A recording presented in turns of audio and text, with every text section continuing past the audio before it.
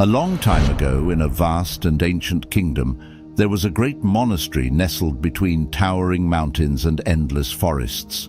It was a place of wisdom, where monks dedicated their lives to understanding the nature of existence. People from all over traveled great distances to seek guidance from the enlightened master who resided there. Among the many disciples, there was one who stood out, not because of his devotion, but because of his ceaseless arrogance. He was intelligent, well-spoken, and quick-witted, but his pride overshadowed his wisdom. He believed that he was superior to the others, that his understanding surpassed even that of the teacher. Though he studied diligently and meditated with discipline, his heart remained restless. One day, after listening to a teaching on humility, he approached the master. "Master," he said, his voice calm but edged with pride, "I have studied all the sacred texts. I have debated with scholars, and I have practiced meditation without distraction, but I find myself unsatisfied. I feel as though I have reached the limits of what can be learned here." The master, an old man with eyes that carried the depth of the universe, looked at him with a gentle smile. "Is that so?" he asked. The disciple nodded. "Yes, Master. I believe I have absorbed all that you have to teach. I am ready for something greater." The master remained silent for a long moment, as if weighing the words carefully. Then he rose from his seat and gestured for the disciple to follow.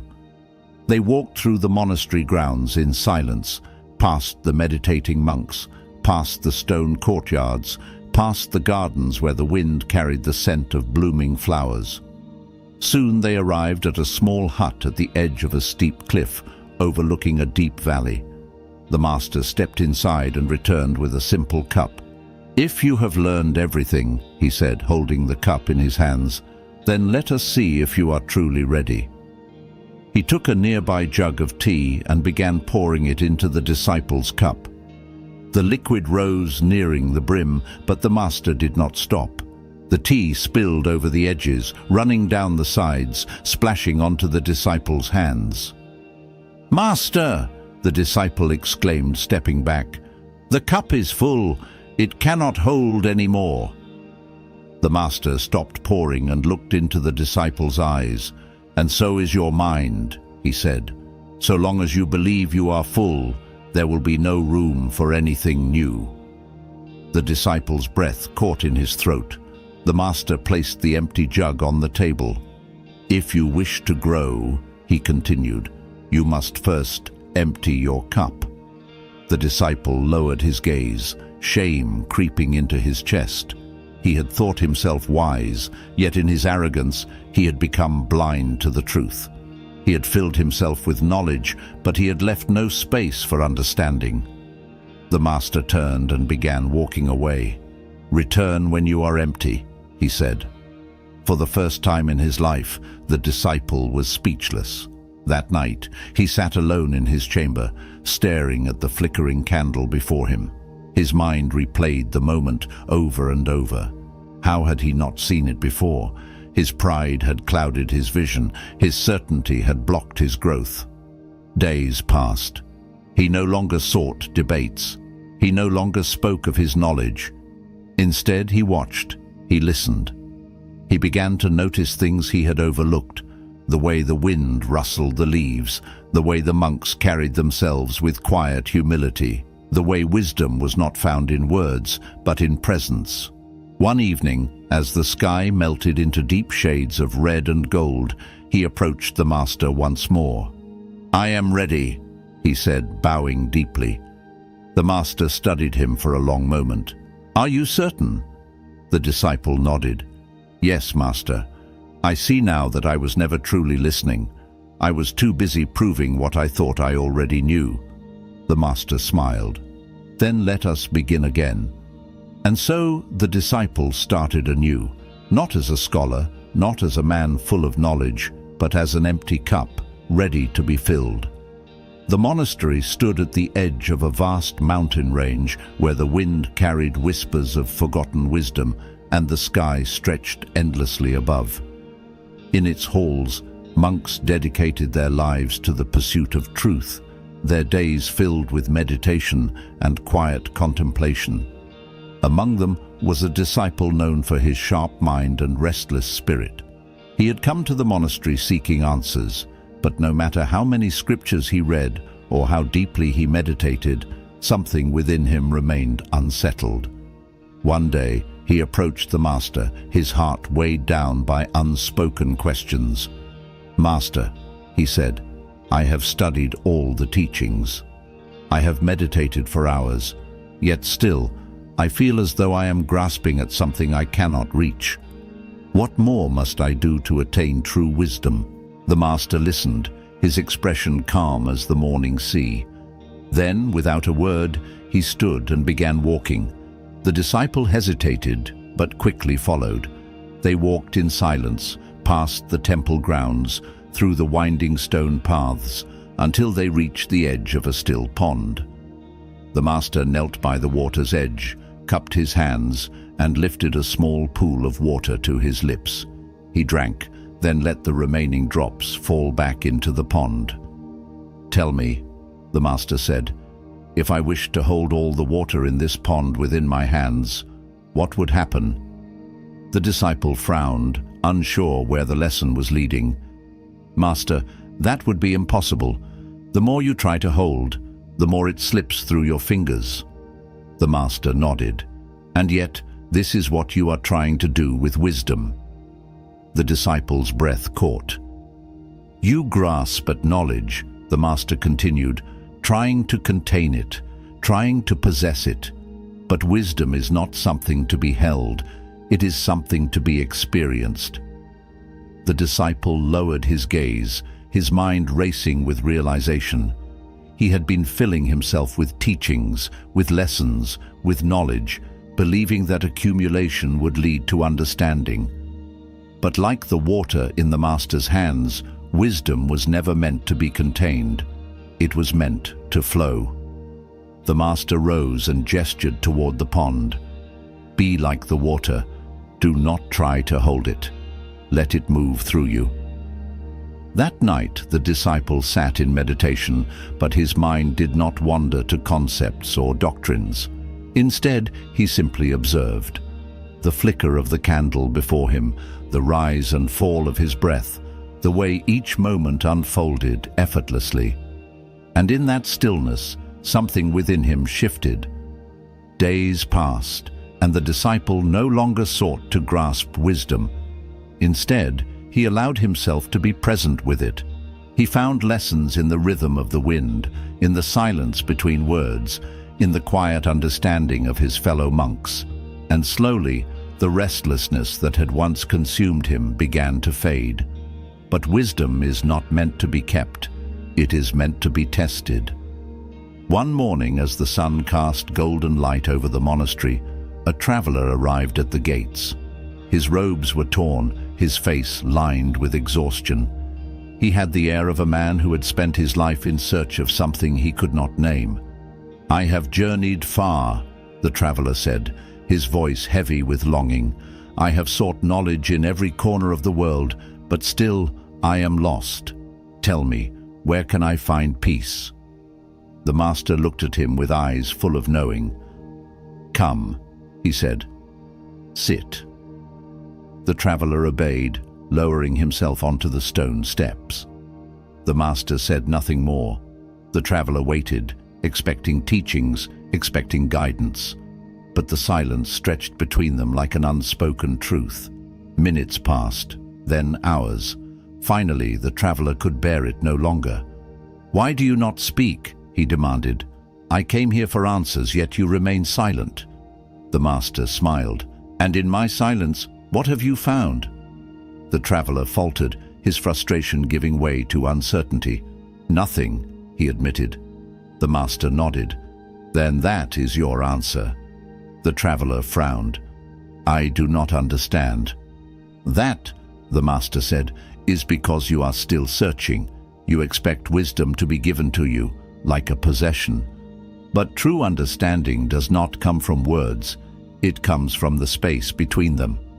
The traveler sat still, his mind stirring with a realization he could not yet fully grasp. The disciple, who had once struggled with the same longing, watched the exchange in quiet recognition. He saw himself in the traveler, saw the same thirst, the same restless seeking. And he understood now what the master had tried to teach him. Wisdom was not something to be found, it was something to be uncovered. That evening, as the traveler sat beneath the temple's great tree, watching the last light fade from the sky, he felt something he had never felt before. Stillness.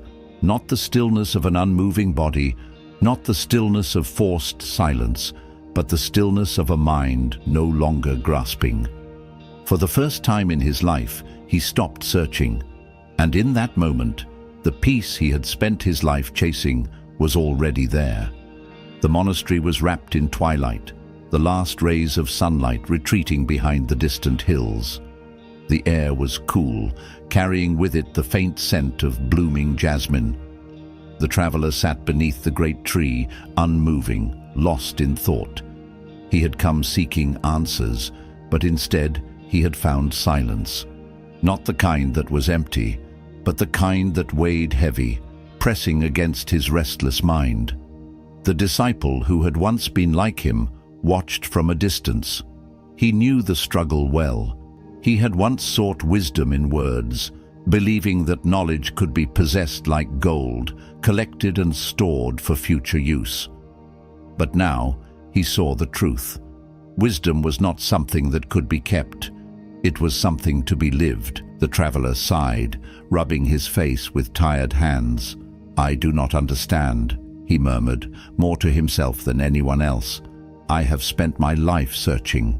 I have read the sacred texts, learned from scholars, traveled to distant lands, and yet I feel no closer to peace." The disciple approached and sat beside him, silent for a moment before speaking. "Have you ever tried to catch the wind?" The traveler glanced at him, confusion flickering in his eyes. "What?" "The wind," the disciple said. "Have you ever tried to capture it? To hold it in your hands?" The traveler shook his head. "That would be impossible." The disciple nodded. "And yet, this is what you are trying to do with peace." The traveler stared at him, the words settling into the spaces of his mind, stirring something deep within. The disciple continued, "You seek peace as if it is something outside of yourself, something to be attained, to be conquered like a distant land. But peace is not a place you arrive at. It is not a prize to be won. It is already here. It has always been here." The traveler's brow furrowed.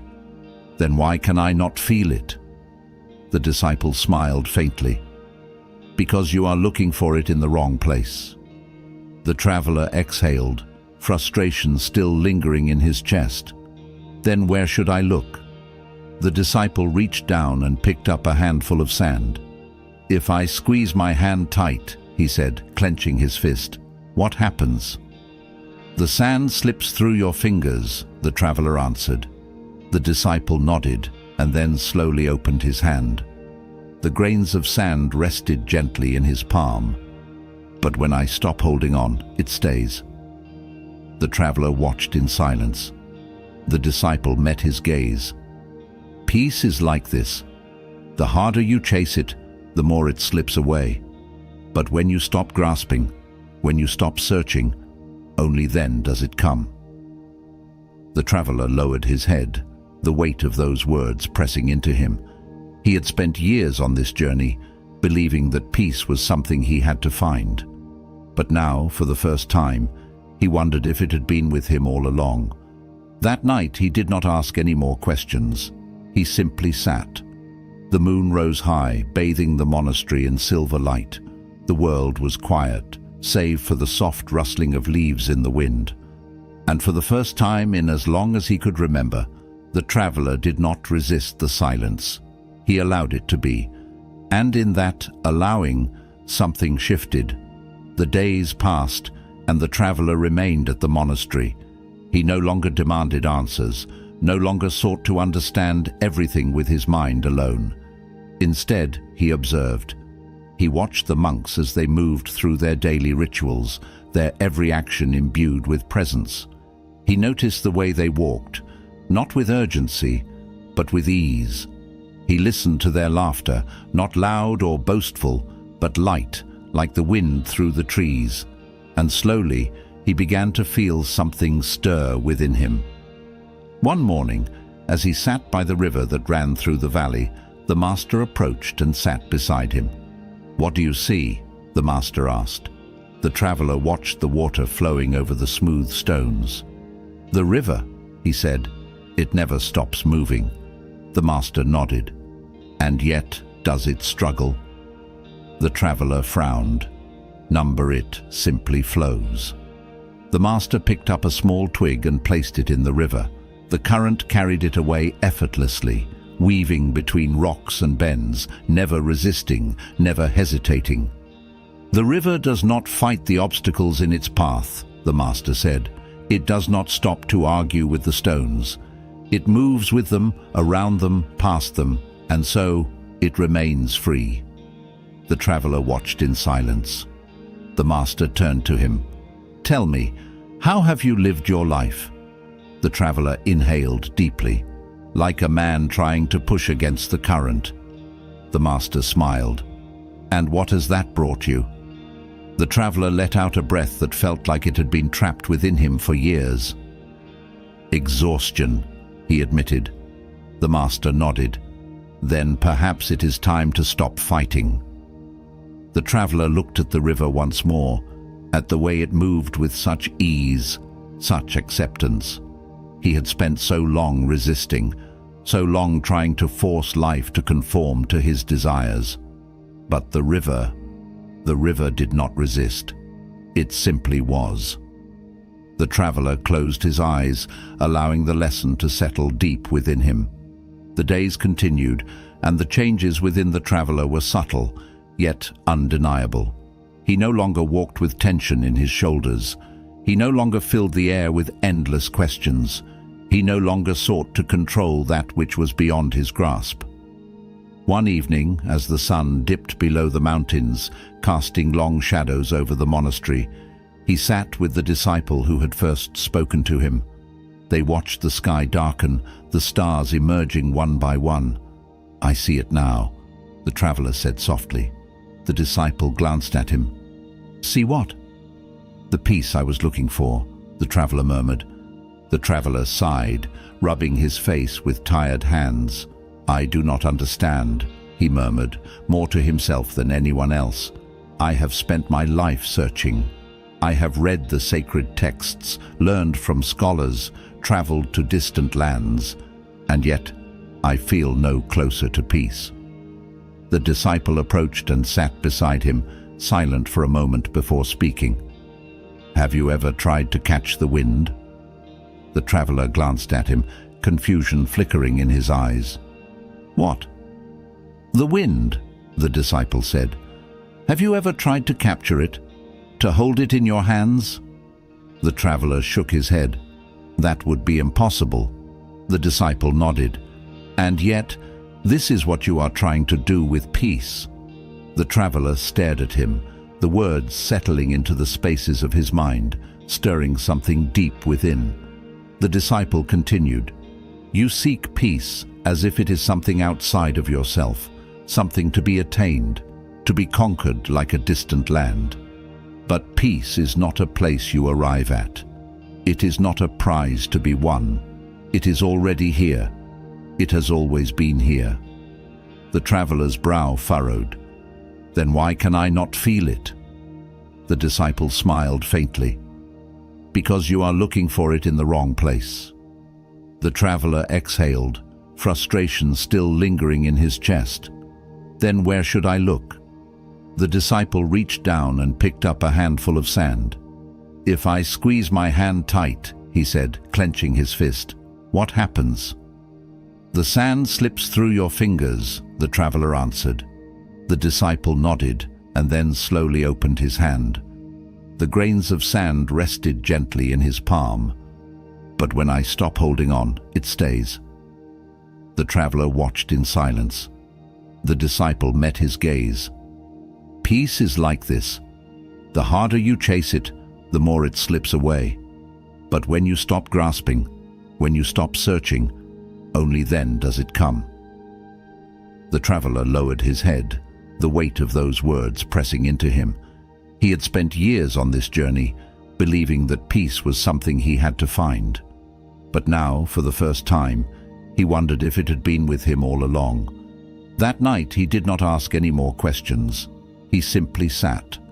The moon rose high, bathing the monastery in silver light. The world was quiet, save for the soft rustling of leaves in the wind.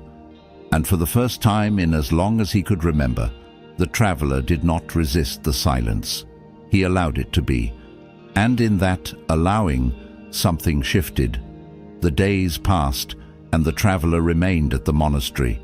He no longer demanded answers, no longer sought to understand everything with his mind alone. Instead, he observed. He watched the monks as they moved through their daily rituals, their every action imbued with presence. He noticed the way they walked, not with urgency, but with ease. He listened to their laughter, not loud or boastful, but light, like the wind through the trees. And slowly, he began to feel something stir within him. One morning, as he sat by the river that ran through the valley, the master approached and sat beside him. "What do you see?" the master asked. The traveler watched the water flowing over the smooth stones. "The river," he said. "It never stops moving." The master nodded. "And yet, does it struggle?" The traveler frowned. "Number it simply flows." The master picked up a small twig and placed it in the river. The current carried it away effortlessly, weaving between rocks and bends, never resisting, never hesitating. "The river does not fight the obstacles in its path," the master said. "It does not stop to argue with the stones. It moves with them, around them, past them, and so it remains free." The traveler watched in silence. The master turned to him. "Tell me, how have you lived your life?" The traveler inhaled deeply, like a man trying to push against the current. The master smiled. "And what has that brought you?" The traveler let out a breath that felt like it had been trapped within him for years. "Exhaustion," he admitted. The master nodded. "Then perhaps it is time to stop fighting." The traveler looked at the river once more, at the way it moved with such ease, such acceptance. He had spent so long resisting, so long trying to force life to conform to his desires. But the river did not resist. It simply was. The traveler closed his eyes, allowing the lesson to settle deep within him. The days continued, and the changes within the traveler were subtle, yet undeniable. He no longer walked with tension in his shoulders. He no longer filled the air with endless questions. He no longer sought to control that which was beyond his grasp. One evening, as the sun dipped below the mountains, casting long shadows over the monastery, he sat with the disciple who had first spoken to him. They watched the sky darken, the stars emerging one by one. "I see it now," the traveler said softly. The disciple glanced at him. "See what?" "The peace I was looking for," the traveler murmured. "It was never something to be found. It was something to be uncovered." The disciple smiled. "Yes." The traveler exhaled slowly. "But tell me, will I lose it again? When I leave this place, when I return to the world, will the noise return?" The disciple's expression remained calm. "Perhaps, but that does not mean peace is lost. The river does not cease to exist because the wind disturbs its surface. Beneath the ripples, it still flows." The traveler listened, the weight of those words settling in his heart.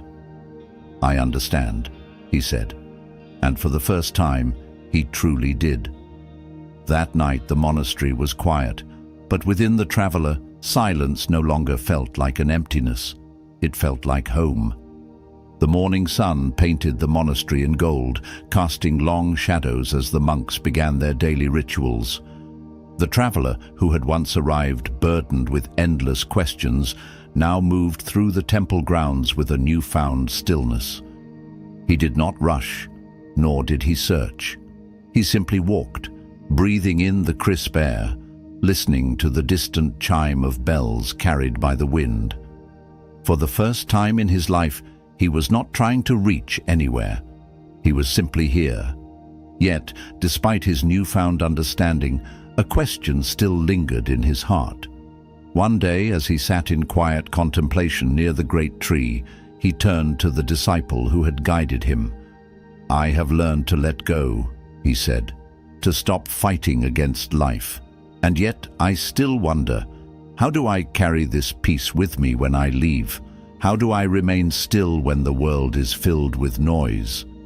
The disciple smiled, as if he had been waiting for this question. "Come with me," he said. The traveler followed him through the monastery, past the meditation halls, past the stone paths worn smooth by centuries of footsteps, until they reached a vast open field at the edge of the valley. The wind moved freely here, rustling through the tall grass, bending it with its invisible hands. The disciple stopped and gestured toward the field. "Watch the grass," he said. The traveler did as he was told. He watched the blades sway and bend with the wind, never resisting, never breaking. The gusts came and went, yet the grass did not cling to stillness, nor did it fight against movement. It simply swayed. The disciple turned to him. "Do you see?" The traveler's brow furrowed. "See what?" "The way the grass moves," the disciple said. "It does not resist the wind, yet it does not become the wind either. It allows itself to move when the wind moves, but when the wind is gone, it returns to stillness."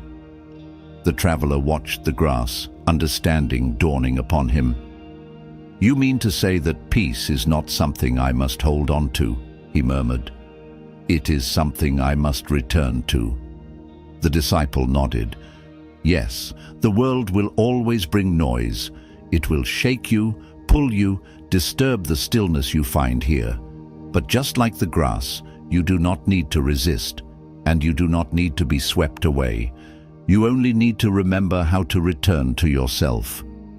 The traveler let out a slow breath, watching the wind dance through the field.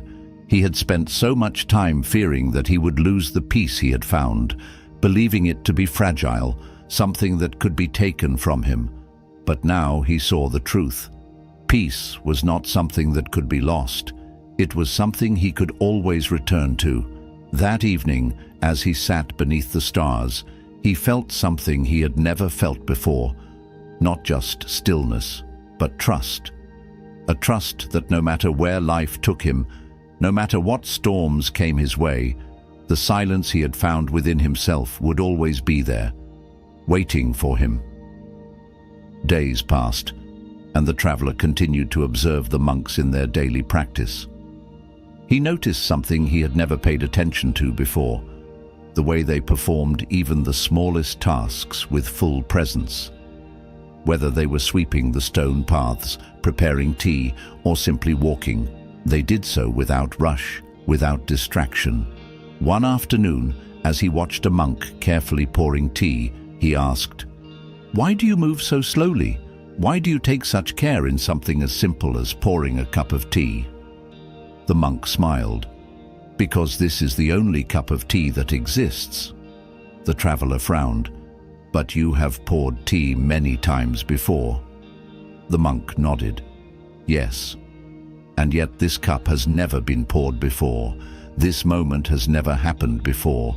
If I rush, if I let my mind wander, I miss it. And when I miss this moment, I miss life itself." The traveler was silent. The monk placed the cup before him. "Drink," he said. The traveler lifted the cup, feeling the warmth in his hands. He took a sip, tasting the tea fully, noticing the way the liquid moved across his tongue, the way it filled his body with warmth.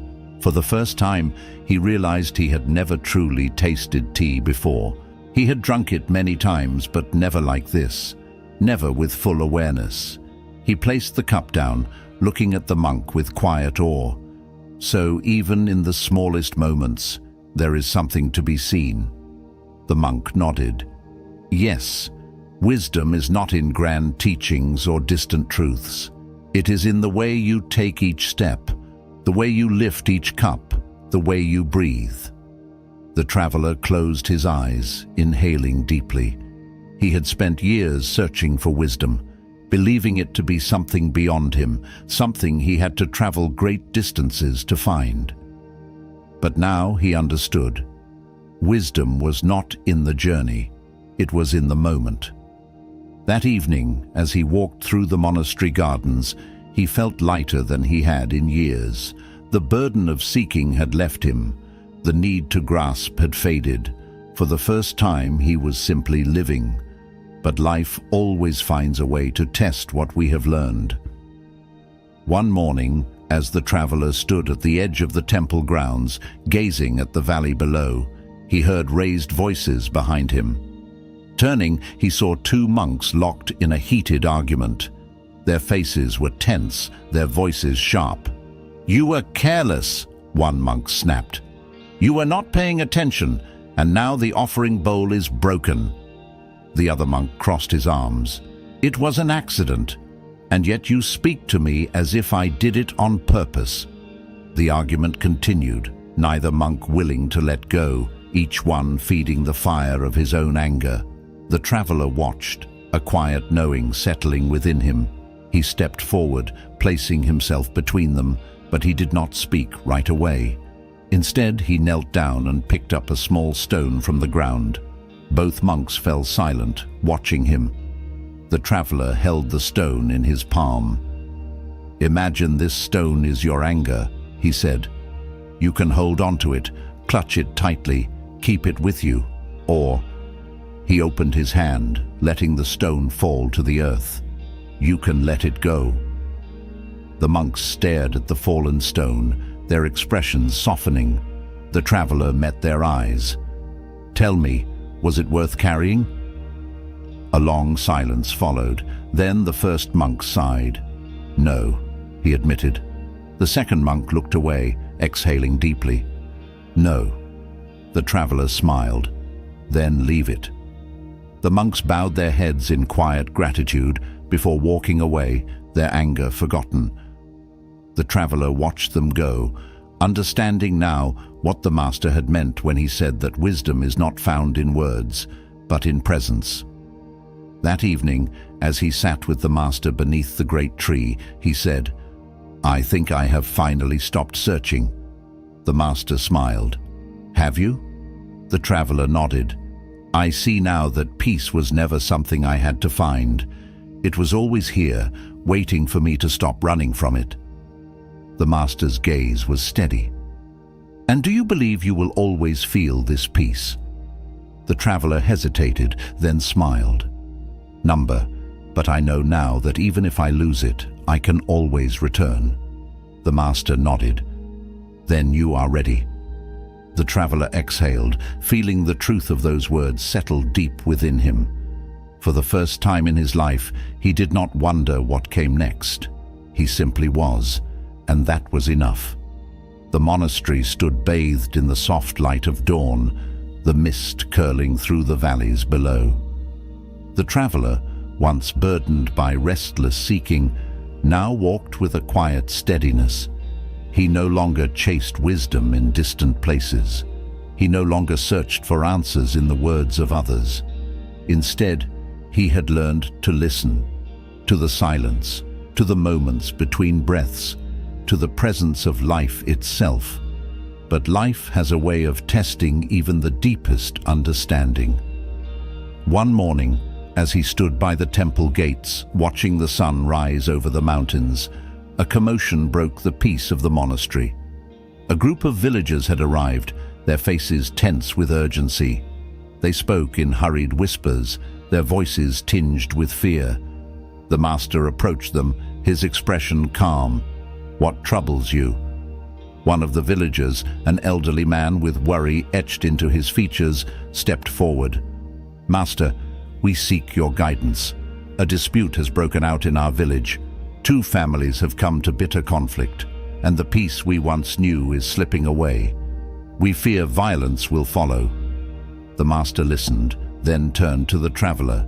"Go with them," he said. "See what can be done." The traveler bowed.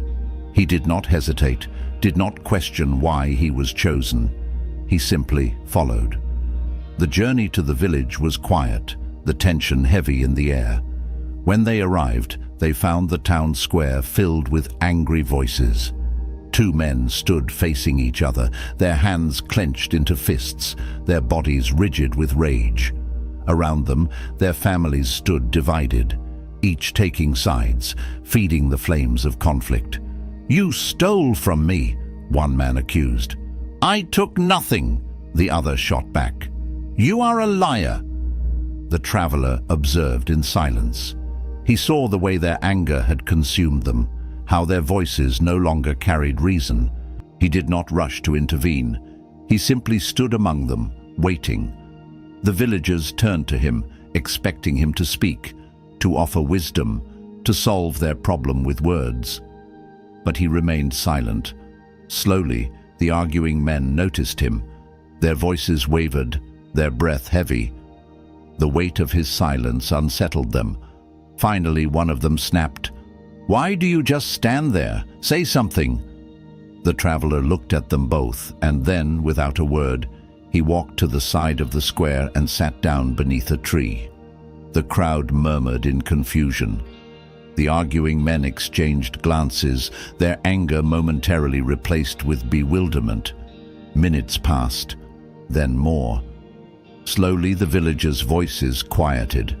The weight of their dispute, which had seemed so urgent only moments before, now felt strange in the presence of a man who did not engage in it. One of the men clenched his jaw.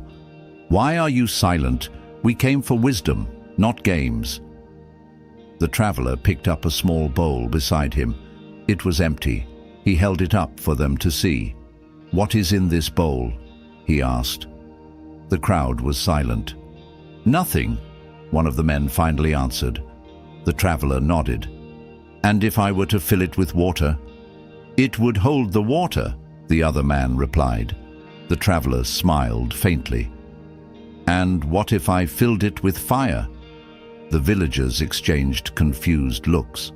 "That would be impossible," someone muttered. The traveler turned his gaze back to the men. "Just as this bowl can only hold what is placed within it, so too can your hearts only hold what you choose to carry. If you fill them with anger, there will be no room for peace." The crowd remained still.